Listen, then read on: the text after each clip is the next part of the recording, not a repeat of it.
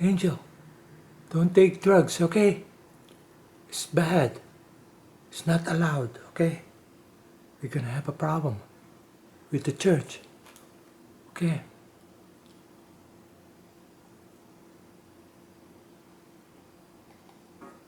President Joe Biden is facing an impeachment inquiry.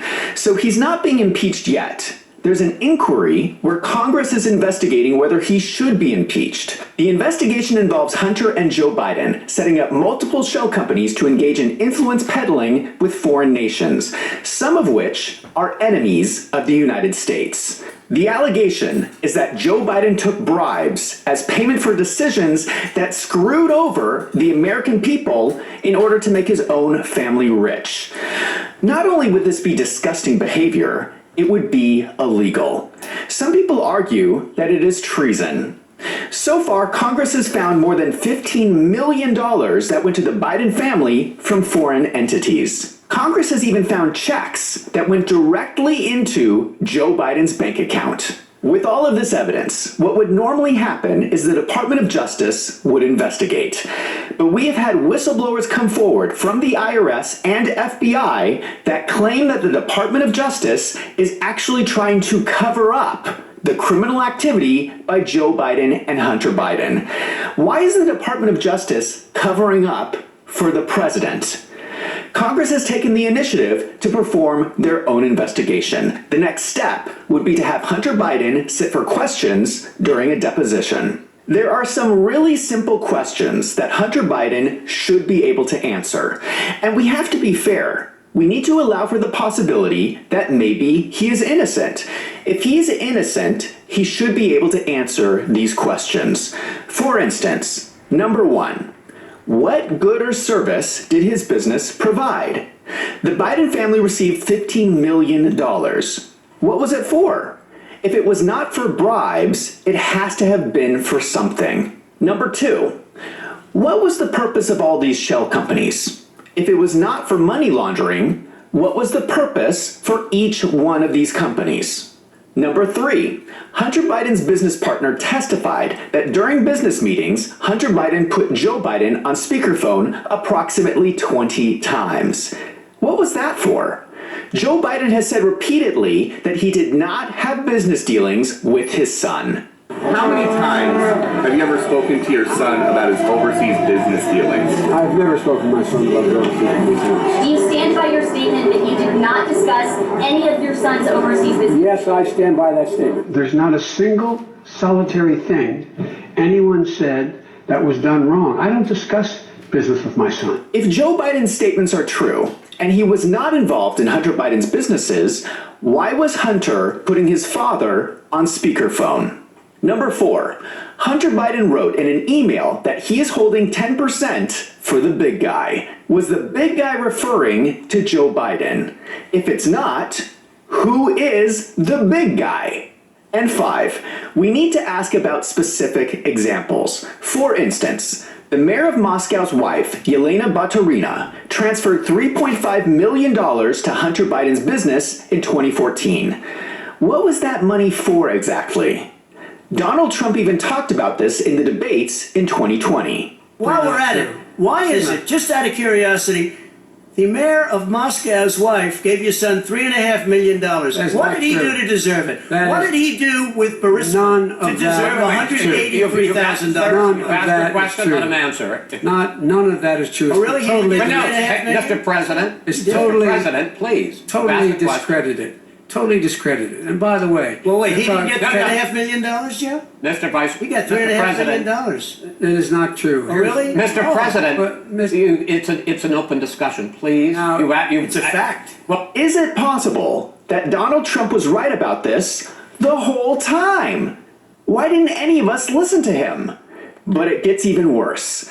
Yelena Baturina separately invested about $120 million in Hunter Biden's real estate firm. Then at a dinner with Yelena Baturina and Kazakhstani business associates, one of them wired $142,000 to Hunter Biden so he could buy a luxury car. Fast forward to today. Russia has invaded Ukraine. the US has responded by placing sanctions on wealthy Russians. Except Joe Biden, for some reason, has not put any sanctions on Yelena Baturina. I need to emphasize that this is happening right now. Why would Joe Biden sanction all of these other Russians but not sanction this one person? What is the reason for the different treatment? Does it have anything to do with the millions of dollars that flowed to Biden family businesses? This is something Congress should ask about. I should note that the White House has changed their story about this. Initially, Joe Biden would say that he did not have business dealings with his son. Now, the wording of his statements has changed.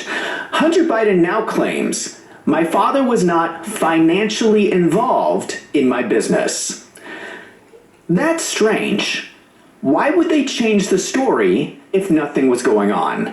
What does financially involved mean? Apparently, it is a specific term they made up. Hunter Biden explains that Joe Biden did not participate as a practicing lawyer, a board member of Burisma, in my partnership with a Chinese private businessman, my investment at home nor abroad, as an artist. So apparently, if Joe Biden did not do these very specific things, he was not financially involved. This seems like a lot of malarkey to me. If Joe Biden was receiving bribes, it doesn't matter if he was named as a board member at Burisma. What does that have to do with anything? If he was taking money on the side from the Chinese partnership, it doesn't matter if he was actually named in the partnership papers. He would still be doing something illegal. Creating a new term for financially involved does not mean anything and returns us to the question of why did the White House change their story? We know Joe Biden was involved in conference calls. We know he attended business meetings. We know Joe Biden received the money. We need to ask Hunter Biden specific questions on how Joe Biden was involved. So Congress scheduled a deposition, only Hunter Biden did not show up. On the day of the deposition, Hunter Biden held a press conference on the steps of the Capitol claiming that he was being unfairly attacked. He left without showing up for the deposition. This is a flagrant violation of the law. He not only ignored the subpoena, he told the world that he was ignoring it on the steps of the Capitol. Let's put this in context. Donald Trump's children, Ivanka Trump and Donald Trump Jr., both testified in front of the January 6th committee.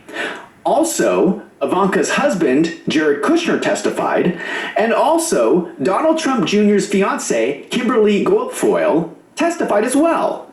All these people from Trump's family answered the subpoena by Congress. Why can't Hunter Biden respond to the subpoena? Now, some of Donald Trump's advisors who were subpoenaed refused to comply and did not show up. Peter Navarro, Dan Scavino, Mark Meadows, and Steve Bannon. They were all held in contempt. These people all worked for President Trump and are typically covered under something called executive privilege. Executive privilege means that if you are advising the president, you cannot be pulled in by Congress for questioning. The office of the president needs that level of independence to operate. This is based on the separation of powers that is in the Constitution. Now, Congress can break executive privilege if they're investigating crimes by the president. But in the case of January 6th, Congress tried to impeach Donald Trump and failed. So by law, there was no crime committed and no legitimate reason for Congress to ignore executive privilege. But even with these legal arguments, Steve Bannon was still found guilty of contempt and sentenced to 4 months in prison. His sentence has been delayed pending an appeal. Peter Navarro was also found guilty of contempt and is scheduled for sentencing on January 25th this coming week. Both Mark Meadows and Dan Scavino were found in contempt of Congress, but the DOJ decided not to prosecute them because, while they did not testify, they did provide documents and text messages responsive to the requests from Congress. But the point is, that all four of them were found in contempt by Congress for not showing up to their deposition. Steve Bannon and Pito Navarro are likely going to prison. So why is it that Hunter Biden is not in jail? Hunter Biden cannot claim executive privilege. Congress can subpoena him at any time, and he's required to show up. Think about this from your own personal perspective. If you received a court order to show up somewhere and you just blow it off, do you know what happens to you? You go to jail. It is called contempt of court. You cannot just ignore a court order. That is what is happening here. Hunter Biden is acting like the law does not apply to him. But it gets even more strange. The Oversight Committee held a hearing to recommend contempt charges against Hunter Biden. Hunter Biden showed up and sat in the front row. This is outrageous. He blows off the subpoena and then watches as they vote to hold him in contempt. This is like Hunter Biden giving a big middle finger to the Congress. I don't know of a more flagrant example of contempt than this. Then, during the committee meeting, as soon as Marjorie Taylor Greene started to speak, Hunter Biden stormed out of the hearing. Chair recognizes Ms. Green from Georgia for 5 minutes.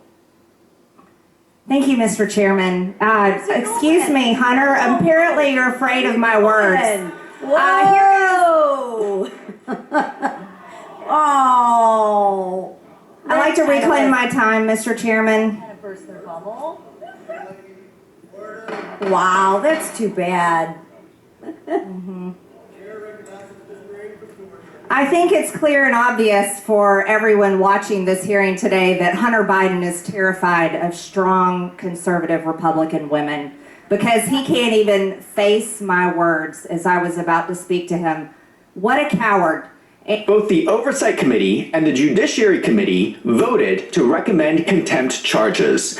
The next step is that Congress will vote whether to hold Hunter Biden in contempt. If that passes, which it likely would, the Department of Justice would have a hard time not arresting Hunter Biden. In fact, if Merrick Garland, the head of the Department of Justice, did not arrest Hunter Biden, Merrick Garland would likely be impeached for running a two-tiered justice system. Hunter Biden is in serious trouble. Hunter Biden's lawyers have now contacted Congress. They now claim that Hunter Biden is willing to sit for a deposition as originally requested. Jim Jordan and James Comer then responded with this letter, saying that Hunter Biden was still guilty of contempt, but they would be willing to take Hunter Biden's deposition and are going to schedule a new deposition within a couple of weeks. From their perspective, they just want the information as quickly as possible. They want Hunter Biden to answer their questions. Something else I hope they ask Hunter Biden about is his art sales. When Hunter Biden suddenly became an artist and started selling paintings for enormous amounts of money, this was immediately criticized as a potential way to accept bribes. Obama's White House ethics chief, Walter Shaub, said, "I just think that's absolutely appalling." The asking price for Hunter Biden's paintings was $500,000. To put this in context, Nature Morte by Pablo Picasso sold for $118,000 in 2014. Almshouse Man Raking by Vincent van Gogh is valued at $150,000. Pieter Haring by Rembrandt was sold for $81,250 in 2019. Does it make any sense to you that Hunter Biden's paintings are worth more than Pablo Picasso? Someone in the comments, please explain to me how this makes sense. Again, Hunter Biden says that Joe Biden was not financially involved with his art, whatever that means. But Hunter Biden's art dealer, George Berger, recently testified in front of Congress and claimed that he spoke with Joe Biden twice during this period. Why would the art dealer speak with the President of the United States? That's funny. The art dealer also testified that there was no ethics deal in place. This is the exact opposite of what the White House told us. This is Jen Psaki explaining the ethics plan. I have a question on Hunter Biden's artwork. Did the White House play any role in crafting the sales agreement with the New York Gallery to protect the purchasers or the ultimate purchaser's identity? Well, I can tell you that after careful consideration, a system has been established that allows for Hunter Biden to work in his profession within reasonable safeguards. Of course, he has the right to pursue an artistic career, just like any child of a president has the right to pursue a career, but all interactions regarding the selling of art and the setting of prices will be handled by a professional gallerist adhering to the highest industry standards, and any offer out of the normal course would be rejected out of hand, and the gallerist will not share information about buyers or prospective buyers, including their identities with Hunter Biden or the administration, which provides quite a level of protection and transparency. All right. The gallery owner is a private citizen who might not be privy to who might have some interests in purchasing this artwork. Is the White House doing anything to work with the owner to make sure there's not impropriety there when it is ultimately sold? Well, I think it would be challenging for an anonymous person who we don't know and Hunter Biden doesn't know to have influence. So that's a protection. Go ahead. Jen Psaki is a liar. According to the art dealer, Hunter Biden knew and met with the majority of the buyers of his art. It seems like there were very limited protections and they were not put in place until months after the White House made their statement. By that time, much of the art had already been sold. How could the White House make a public statement saying they had an agreement in place when there was no agreement in place? Actually, the opposite is true. The art dealer testified that at the time the White House made their statement, the gallery actually had a written agreement with Hunter Biden that they would disclose to Hunter Biden who the purchasers of his art were. The White House was lying. We still don't know all of the names of who bought the art, but at least one of them was named Elizabeth Naftali. She was appointed by Joe Biden to a prestigious position on the Commission for the Preservation of America's Heritage Abroad. She paid $42,000 for one painting and then bought a second painting for $52,000. She then visited the White House 13 times. Elizabeth Naftali has denied that her payments to the Biden family were purchased to give herself access. But the appearance is certainly suspicious, especially since the Bidens were not supposed to know who purchased the art. And it turns out that they did. Here's the part of the story that no one is talking about. I don't even think Congress knows about this. When Hunter Biden attended the Oversight Committee hearing, he was sitting next to this man. Do you know who this is? This is a Hollywood lawyer named Kevin Morris. The rumor is that Kevin Morris was there because he is helping Hunter Biden create a movie about his life. Kevin Morris was also the biggest purchaser of Hunter Biden's paintings. He paid Hunter Biden $875,000 for 11 paintings. Not only that, Kevin Morris has a history of giving Hunter Biden large sums of money. An IRS whistleblower revealed that Kevin Morris gave Hunter Biden $4.9 million over a 3-year period. Does this seem strange to anyone? Is it normal for a Hollywood lawyer to give someone millions of dollars out of the kindness of their heart? I wonder who is paying to film the new movie about Hunter Biden. Probably Kevin Morris. What do we know about Kevin Morris? You might remember him from a news story from last July. Hunter Biden was staying at Kevin Morris's house, and reporters took this photo of Kevin Morris taking a hit from a bong on his porch. We all know that Hunter Biden is a recovering drug addict, and Kevin Morris is doing drugs with him there in the house. That doesn't seem very good. Kevin Morris is an entertainment lawyer who represents clients like Chris Rock and Matthew McConaughey. He also discovered Trey Parker and Matt Stone, the creators of South Park. Before they were famous, Kevin Morris offered to represent them for free, an offer that made him rich. So what is the connection between Kevin Morris and Hunter Biden? Do you remember when Joe Biden first became president? Hunter Biden was receiving criticism for owning a 10% stake in an investment fund backed by the Chinese Communist Party. The fund was called BHR Partners, and Hunter Biden's portion was owned by his shell company called Scania-Teles LLC. This stake is worth millions of dollars. When Joe Biden became president, people were furious that his son was holding such a large investment with the Chinese Communist Party, and Hunter Biden promised to divest of his holdings in the company.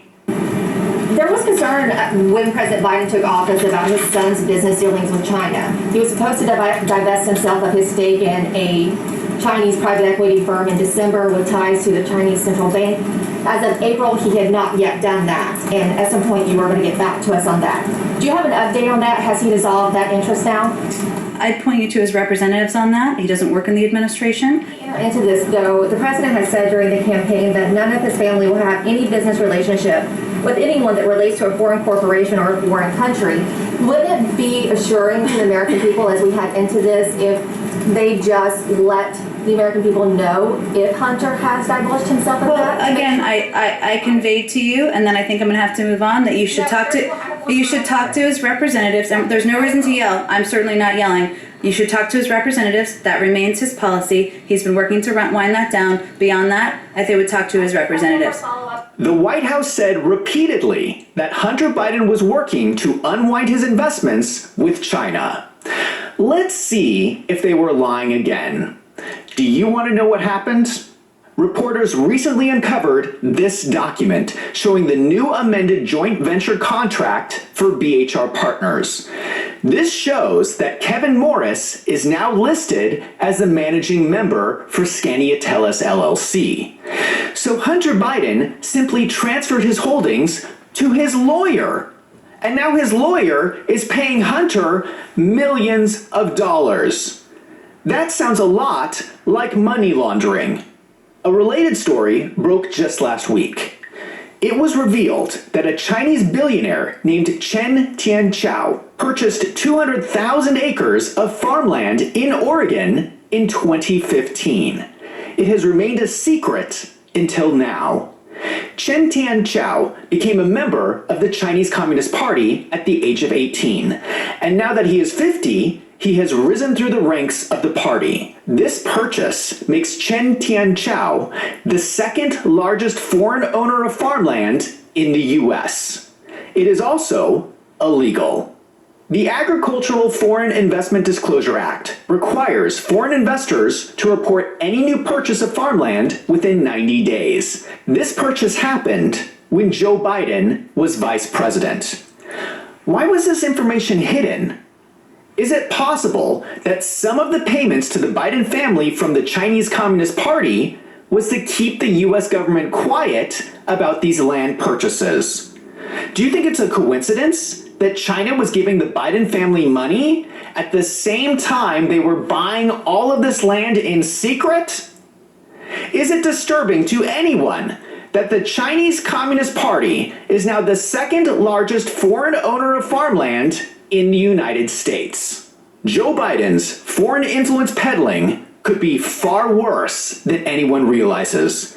Not only do we have the bank transactions that show millions of dollars to Biden family businesses coming from China, we now have the documents showing a direct connection between the Chinese Communist Party, Kevin Morris, and the Biden family. China funds millions of dollars into the investment fund. Kevin Morris is the managing member for the investment fund, and Kevin Morris gives millions of dollars to Hunter Biden. This is going on right now. I hope that when Congress questions Hunter Biden, they ask him about this. What about the 10% stake in BHR Partners? And why does Kevin Morris keep giving Hunter Biden all of this money? It's hard to hear about so much corruption. Sometimes it's depressing. There's so much evil in the world. How are good people supposed to get ahead? But I think there's a reason for hope. I think there's a movement going on right now of people who are proud to be an American. They are sick of the corruption and they want a change. This reminds me of an old Disney movie I used to watch called Hercules. There's a song in that movie that says, "I won't look back, I can go the distance, and I'll stay on track, no, I won't accept defeat. It's an uphill slope, but I won't lose hope, till I go the distance and my journey is complete." I think it's time for this new movement of people to go the distance. Now I want to hear from you. If you think that Hunter Biden should go to prison for contempt, let me know in the comments down below. And don't forget to hit that subscribe button so you don't miss out on future videos. If you like these videos, please consider supporting the channel through a monthly membership. Just last week, I thought I put out a pretty good video. It was demonetized. Why is YouTube trying to cover up this information? I don't know, but I do want to give a big thank you to everyone who has signed up on my website, wolvesandfinance.com. For $6 a month, all of your support helps me to keep putting out these videos. I'm Zach from Wolves and Finance. Thank you for watching. Angel, you're corrupt, huh? Why are you so corrupt? Don't do that again, okay? Okay.